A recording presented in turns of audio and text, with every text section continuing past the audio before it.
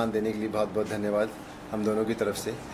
आपके प्रश्न पे आते हैं। क्रिस्पी रिश्ते, जैसा कि नाम है, रिश्ते भावनाओं की फिल्म है, रिश्तों की फिल्म है, इमोशंस की फिल्म है।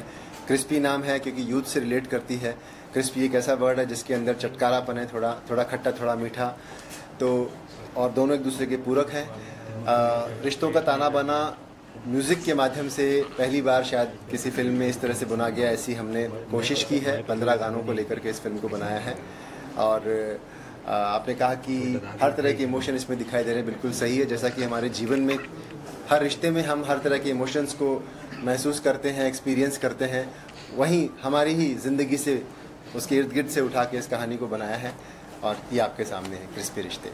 सागर सर, लव स्टोरी है, ये लव स्टोरी मैरिज के बाद की लव स्टोरी, तो ये कॉन्सेप्ट कैसे आया आपके? देखिए, इस फिल्म का सबसे बड़ा मैसेज ये है कि जब दो लोगों में शादी होती है तो वो दो परिवारों में शादी होती है। आज जिस तरह से डिवोर्स का कल्चर बढ़ रहा है, मैं व्यक्तिगत रूप से मानता हूँ कि ये सही नहीं है। कोई नहीं चाहता कि उसका घर टूटे, उसका घर बिखरे। कोई माँ नहीं चाहती कि उसकी बेटी की शादी हो तो वो अपने ससुराल में जाके किसी भी प्रकार की कष्ट का अनुभव करे। हर माँ ये चाहती है कि उसका ससुराल में उसका बेटी प्यार से सुखी रहे, कभी उसका घर ना टूटे। तो यही मैंने इस कहानी के अंदर दिखाया है कि परिवार की वैल्यू क्या होती है, रिश्तों की अहमियत क्या होती है, एक होके जीने की अहमियत क्या होती है। तो वो शादी के बाद ही हम जो जीवन में देखते हैं वो ही कहानी है। सर, एक वक्त हुआ करता था राष्ट्रीय इस तरह की फिल्मों के लिए जाना जाता था, पर आजकल चीजें बदल चुकी है कोविड के बाद से। तो आपको लगता है इस तरह की जो यंग जनरेशन है इस तरह की फिल्मों को पसंद करेंगी? क्योंकि आज की जो जनरेशन है, मुझे नहीं लगता कि लॉन्ग टर्म रिलेशन में विश्वास रखती है। तो कैसे रिलेट कर पाएगी आज की जनरेशन इस तरह की फिल्मों को? आप देखेंगे तो आजकल एनिमल जैसी फिल्में चलती है जो फुल ऑन एक्शन होती है। आपको लगता है इस तरह की ऑडियंस आज मौजूद है सिनेमा देखने के लिए? जब तक धरती पे इंसान का वजूद है, प्रेम, प्यार, प्रेम जो एक इमोशन होता है वो कभी नहीं हट सकता। और हम किसी एक पर्टिकुलर इमोशन की बात नहीं कर रहे हैं। वो प्रेम माँ और बेटी के बीच में होता है, पिता और पुत्र के बीच में होता है, भाई भाई के बीच में होता है, पति पत्नी के बीच होता है, बहन भाई के बीच में होता है। तो प्रेम का वजूद कभी ख़त्म नहीं हो सकता, उसकी अहमियत कभी ख़त्म नहीं हो सकती। इस कम से कम कॉन्सेप्ट को कभी भी कोई टक्कर नहीं दे सकता। ये हमेशा हमेशा वर्क करेगा जब तक आपकी कहानी ऑडियंस से रिलेट करने की क्षमता रखती है, उनके अंदर वो जज्बात जगाने की क्षमता रखती है, उस कहानी को वो अपनी ज़िंदगी में कहीं ना कहीं देखने की वो रखते हैं, वो वर्क करेगा। वो ये फिल्म शूटिंग का प्रोड्यूसर से पूछना चाहूँगा कि ये क्या देख के आपने फिल्म को बैक किया, आपको क्या इसमें प्लस पॉइंट दिखे?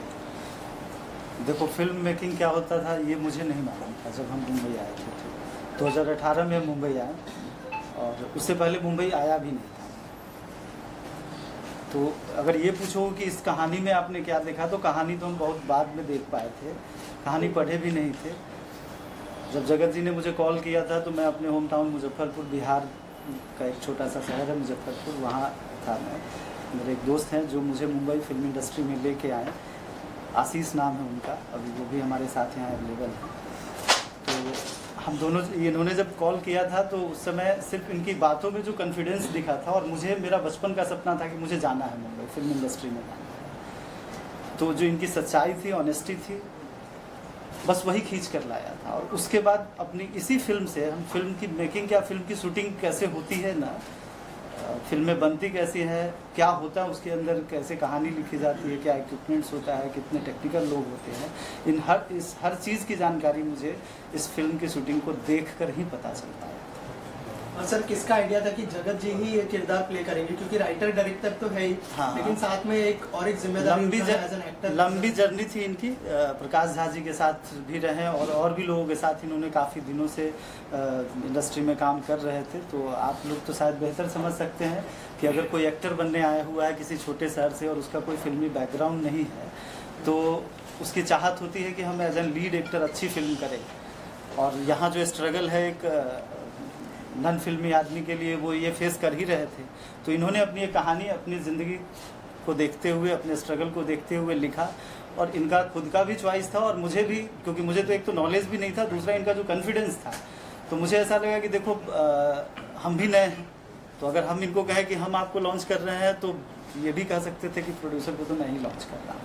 तो हमारा बस इनके ऊपर जो भरोसा था ना, और हम नए तो नए के साथ ही चलना मुझे अच्छा लगा। और दूसरी बात, मैं एज एन एक्टर काफ़ी सालों से काम कर रहा था, और मेरा मानना ये है कि ये क्रिएटिव पर्सन के ऊपर जो अपन टैग लगा देते हैं कि नहीं ये राइटर है, ये डायरेक्टर है, ये एक्टर है, मुझे लगता है कि ये सब एक दूसरे के रूपक हैं, एक दूसरे के साथ हैंड इन ग्लव्स ये लोग काम करते हैं। और मेरे लिए बहुत लंबे समय से एज एन एक्टर के साथ साथ में मैं जो फिल्में मैंने की है उसमें मैं हमेशा एक रुचि रखता था कि मेरे शॉट्स के बाद में हमेशा डायरेक्शन डिपार्टमेंट के इर्द गिर्द में रहता था, कैमरा डिपार्टमेंट के इर्द गिर्द रहता था, तो वो जो टेक्निकलिटीज़ है वो मैं लगातार सीखता चला जा रहा था। पर जैसा कि इन्होंने कहा कि मेरा जो सपना था वो मुझे पूरा होता नहीं दिखाई दे रहा था, तो मैंने अपनी खुद की कहानी लिखी। एक शॉर्ट फिल्म बनाने का पहले सोचा, उसमें एक गाना ऐड किया तो वो थोड़ी और बढ़ गई, 2 गाने आए तो और बढ़ गई। सागर जी मिल गए, सागर जी मेरे साथ थे, इनका पूरा कॉन्फिडेंस, इनका भरोसा इस प्रोजेक्ट में था, मुझ में था, और हम दोनों ने इसको एक्चुअल में प्रॉपर एक फीचर फिल्म के रूप में इसको डेवलप किया। क्योंकि कहानी मेरी ही लिखी हुई थी तो मेरे लिए उसको समझना, उसको डायरेक्ट करना आसान था। मुश्किल काम है, लेकिन अच्छी टीम हो, अच्छा इंफ्रास्ट्रक्चर हो और अच्छा प्रोड्यूसर आपके साथ में जो आप पे भरोसा करता हो, तो मुझे लगता है कि ये संभव है। पहले भी बहुत लोगों ने किया है, गुरुदत्त साहब ने किया है, राज कपूर साहब ने किया है, तो आपने अपने इनके जावेद साहब के बेटे फरहान साहब करते हैं, बहुत अच्छे से करते हैं, तो क्यों नहीं कर सकते? आपको एक अच्छी टीम अगर मिले तो आप कर सकते हैं। मैं आगे भी करना चाहूँगा। इसका जवाब मैं देना बस शुरू में ही मैंने बोला ना कि एक नया फिल्म प्रोड्यूसर था जो मुंबई आया ही नहीं था। फिल्म बनाना तो बहुत दूर की बात थी, सपना ही था हमारे लिए, और ये तो थे ही यहाँ स्ट्रगल कर रहे थे। तो जब कोई 2 नए लोग आते हैं ना, तो आपको लगता है कि इस इंडस्ट्री में कोई उसका हाथ पकड़ लेता होगा बड़ा आसानी से? नहीं पकड़ता होगा ना। तो बस वो इसलिए लंबा समय लगा कि हम अपने आप को उस लेवल पे ला रहे, तो उस तरीके से हम अपने कंटेंट के ऊपर काम करते। क्योंकि जब हम लोग फिल्म बनाने का, जब हम आए थे मुंबई, गाना हमारा बन रहा था, सिंगर हमारे 15 गाने हैं और सारे बॉलीवुड के बहुत ही अच्छे सिंगर ने आवाज़ दिया है हमारी फिल्म के अंदर। श्रेया घोषाल जी, जुबिन नौटियाल, मोहित चौहान, पवन के, हमको तो याद आ गया, इतनी बार बोल चुका हूँ। ठीक है, तो एक्टर के लिए भी हम लोग स्ट्रगल कर रहे थे। आपको नहीं लगता सर 15 गाने बहुत ज़्यादा नहीं है?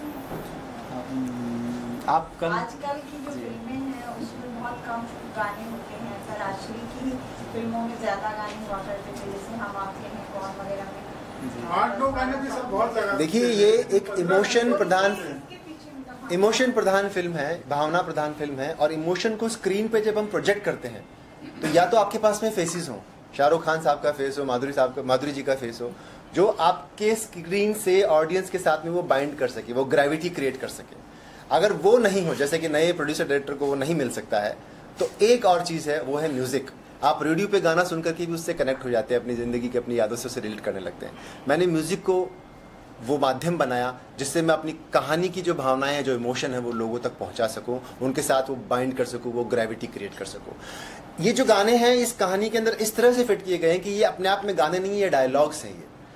ये डायलॉग्स हैं जिसके अंदर देश के, जैसा कि इन्होंने भी बताया, बड़े बड़े सिंगर्स से अपनी आवाज़ दी है। आपको ऐसा महसूस नहीं होगा, ये मैं दावे के साथ कह सकता हूँ, इस पर मेरा पूरा भरोसा है कि आपको ऐसा महसूस नहीं होगा कि आपने 15 गानों की फिल्म देखी है। किसी भी गाने में कोई लिपसिंक नहीं है, ये पहली बार ऐसा हुआ है। 15 गाने हैं और एक भी गाने में लिपसिंक नहीं है। हैंड इन ग्लोव्स, वो इतने जेल किए गए हैं गाने उस फिल्म के अंदर कि आप जो ये प्रश्न पूछ रहे हैं, शायद उसके बाद में आपको लगेगा कि नहीं, ये तो ठीक ही लग रहा था। जगत जी और सागर जी पकड़ते हैं तो 15 गाने का मतलब 1 घंटे तो हमने सिर्फ गाने में निकाल दिया। 1 घंटा 5 मिनट, 1 घंटे 5 मिनट बचा कितना? 1 घंटे। मैंने कहा ना, ये गाने नहीं, ये डायलॉग्स हैं। ये कहानी को आगे लेके जाते हैं। हर गाना कहानी को आगे लेके जाता है। आज रात 12 बजे जियो सिनेमा पे आता है। आप लोगों से बस यही रिक्वेस्ट है कि आप बड़े एक्टर की फिल्म बहुत आसानी से देखते हैं, पुराने प्रोडक्शन हाउस की फिल्म को भी बहुत चाव से देखते हैं। एक बार इस फिल्म को जरूर ईमानदारी से देखिएगा। इसलिए नहीं कि आप लोग प्रेस वाले हैं, मेरा पर्सनल रिक्वेस्ट इसलिए है कि हमारी तरह आप भी। पर एक्चुअल मकसद क्या है? क्योंकि राष्ट्रीय प्रोडक्शन इसके लिए जाना जाता है, 7 गाने 8 गाने 10 गाने तक भी सोचते हैं लोग, बट 15 इज एक्सट्रीम।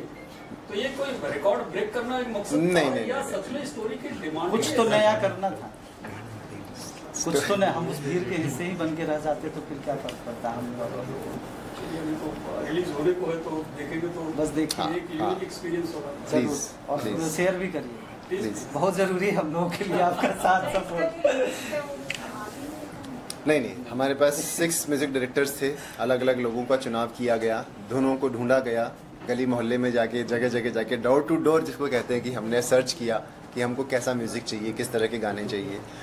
और लिरिसिस्ट भी इसमें 4-5 लिरिसिस्ट हैं इसमें। एक आध गाने मैंने भी लिखे हैं, बाकी अजय गर्ग हैं, राजेश मंथन है, अमिताभ रंजन है और भी लोग हैं। तो जगत जी, सागर जी, आप लोगों से दोनों से सवाल ये है भी आपने गुरुदत्त साहब का नाम लिया, उनकी फिल्में भी प्यासा, साहिब बीबी और गुलाम, वो भी कुछ इसी तरह की कुछ कहानियों, जैसे आपकी कहानी आप पेश करें, बिल्कुल ऐसी ही कुछ स्टोरी के साथ पूरी हुई रहती थी। तो क्या आपकी भी कहानी उनसे इंस्पायर्ड है, उस तरह की थोड़ा बहुत एलिमेंट है इस फिल्म में, अगर मैं आप दोनों से जानना चाहूँ? देखिए, मैं हमेशा से यश चोपड़ा जी, गुरुदत्त साहब, चेतन आनंद और राज कपूर, इनको बहुत ज़्यादा मैंने फॉलो किया, उनको बहुत ज़्यादा मैंने हॉलीवुड उतना नहीं देखा जितना मैंने अपने हिंदी फिल्म मेकर्स को देखा है। और ये मैं बिल्कुल कहता हूँ कि मेरी इंस्पिरेशन जो है वो इन्हीं से आई है, यश जी से स्पेशली आई है। तो रिलेशनशिप्स जो है, मैंने ऐसा कुछ सोचा नहीं था कि मैं रिलेशनशिप्स के ऊपर कहानी बनाऊंगा, वो स्वतः मेरे जहन से ईमानदारी से निकली हुई वो कहानी है। और अब ऐसा लग रहा है क्योंकि मैं इतने वर्षों से ये सब ऑब्जर्व करता आया हूँ, तो मेरी फिल्म में जो आप कह रहे हैं कि ये इमोशंस, ये गाने, ये रोमांस आपको लग रहा है, तो इसमें कोई गलत बात नहीं है। और सेकंड हाफ जो है आपके ट्रेलर का, स्पेशली का लास्ट एंडिंग काफ़ी अच्छे से मोन्टेजेस काफ़ी बढ़िया है और बहुत ही कम देखने को मिलता है कि हीरोइन ने हीरो को ऐसा थप्पड़ मारते हुए जैसे आप दिखा रहे ट्रेलर में, तो ऐसा कुछ है, पति उत्पीड़न है, ऐसा कुछ नहीं? रियलिस्टिक चीज है। देखिए, रियलिस्टिक चीज है, वो पत्नी है कि वो गर्लफ्रेंड है, वो तो आप फिल्म देखने के बाद पता लग जाएगा आपको। लेकिन रियलिस्टिक है, जहाँ बहुत प्यार होता है वहाँ पे तकलीफ भी होती है जब दिल टूटता है। तो वो उत्पीड़न नहीं है, वो शायद अपने दर्द का बयान किया जा रहा है। तो बहुत प्यार होता है तो बहुत गुस्सा भी आता है, और अगर आप प्यार झेल सकते तो आपको गुस्सा भी झेलना पड़ता है। ये मैं कहूँगा कि नहीं है तो ये झूठ होगा, क्योंकि कोई भी फिल्म मेकर, राइटर, पहली जो फिल्म उसकी कम से कम होती है वो उसकी जिंदगी के अनुभवों से निकली हुई होती है। मतलब कहीं ना कहीं आप अपने अनुभवों को शेयर करना चाह रहे हैं? नहीं, मैं चाह नहीं रहा हूँ, ऐसा हो जाता है। ईमानदारी से अगर किया गया काम है तो वो अपने आप निकलता ही निकलता है, मैं इसको डिनाई नहीं कर सकता। ओटीटी पे रिलीज होने के लिए मतलब क्या खास सिनेमा हॉल में क्यों रिलीज किया? इसका जवाब सागर जी देंगे। ये बहुत सही सवाल आपने किया है। जब हम फिल्म बनाने आए थे तो एक्टर नहीं मिल रहा था, जिसके पास जाते तो उनको यही डाउट होता था कि पता नहीं ये बना पाएगा या नहीं बना। दिखने में भी उतने हैंडसम थे नहीं हम, जो कोई मान जाता है हमारी बात। तो ओटीटी पर लेकर इसलिए गए हैं सर कि जो फिल्म हमारी बनी है ना, वो कम से कम लोगों देख तो सके, क्योंकि सिनेमा हॉल में अगर हम रिलीज़ करते तो कोई नॉन एक्टर नहीं था हमारे पास। हो सकता था 1 दिन के लिए लगे, 2 दिन के लिए लगता, और फिर हम कहाँ लेके घूमते उसको दिखाने के लिए। तो इस फिल्म को बनाने का मकसद ये नहीं था कि हम बहुत पैसा कमाएं। इस फिल्म को बनाने का मकसद सिर्फ ये था कि फिल्म इंडस्ट्री में एक नन फिल्मी आदमी आकर भी काम कर सकता है और अपनी पहचान बना सकता है। उसी मकसद से हम आए हुए थे, इसलिए ओटीटी पे रखे कि आज नहीं 5 साल बाद भी कभी आप फुर्सत में होंगे तो देख तो लेंगे। हो सकता है सिनेमा हॉल में हमारी फिल्म 3 दिन के लिए लगेगी और आपके पास वक्त नहीं होगा तो कैसे देखेंगे। और देखिए, बहुत खुशकिस्मत है कि देश के सबसे बड़े सब्सक्राइबर बेस्ड ओटीटी ने हमारी फिल्म को अपने पास जगह दी है। हम लोग बहुत आभारी हैं जियो सिनेमा का। आई थिंक जो हुआ वो अच्छा ही हुआ, अच्छा ही हो रहा है। म्यूजिक के लिए कोई खास मैसेज है इस फिल्म के? जी सॉरी, के लिए कोई खास मैसेज है? बिल्कुल। अपने घर को कैसे एक लड़की शादी के बाद में किसी भी हालत में टूटने नहीं देती, वही हमने इस फिल्म में दिखाया है कि संगठन में ही शक्ति है, एकता में ही प्रेम है, उसको टूटने नहीं देना। हमारी जो कल्चर, हमारी वैल्यूज़ हैं, हमारे भारतीय संस्कृति की, वो इस फिल्म में दिखाई देगी। हर औरत इस फिल्म की जो एक्ट्रेस है अंजलि, उसमें अपनी बेटी को देखेगी। हर अंजलि इस फिल्म के जो एक्टर हैं करण, उसमें अपने पति को देखेंगे। हर करण इस फिल्म की जो हीरोइन अंजलि, उसमें अपनी पत्नी को देखे। तो ये रिलेशनशिप्स जो है वो रिलेट करेंगे, ना सिर्फ औरतें बल्कि हर वो व्यक्ति जो देख रहा है। आप एक पिता हैं, आपकी बेटी होगी, ससुराल में होगी, आप उस चीज़ से रिलेट कर पाएंगे। और आजकल से जो बढ़ते हुए डाइवोर्स रेट्स है, क्या उस पर भी कहीं ना कहीं फिल्म चोट पहुंचाएगी या एक अच्छा मैसेज देगी? चोट तो किसी को नहीं पहुंचा सकते क्योंकि ये बहुत ही व्यक्तिगत मामला है, बट मैसेज अपनी बात को रख सकते हैं। मैंने कहा ना, व्यक्तिगत रूप से मैं ये समझता हूँ कि डिवोर्स जो होते हैं वो बड़े दुखदायी होते हैं। किसी को भी डिवोर्स लेकर के ऐसा नहीं कोई शादी सोच के करता कि मैं डिवोर्स लूंगा। वो बड़ा तकलीफ वाला एक हिस्सा होता है जीवन का, जो जिस पे भी बीतती वो जानते हैं। मुझे लगता है कि इस तकलीफ को मैंने इस फिल्म के जरिए बयां किया है और मैंने वकालत की है इस बात की कि हाँ, संगठन में ही शक्ति है, प्रेम और साथ जो है उससे अच्छा कुछ और हो नहीं सकता।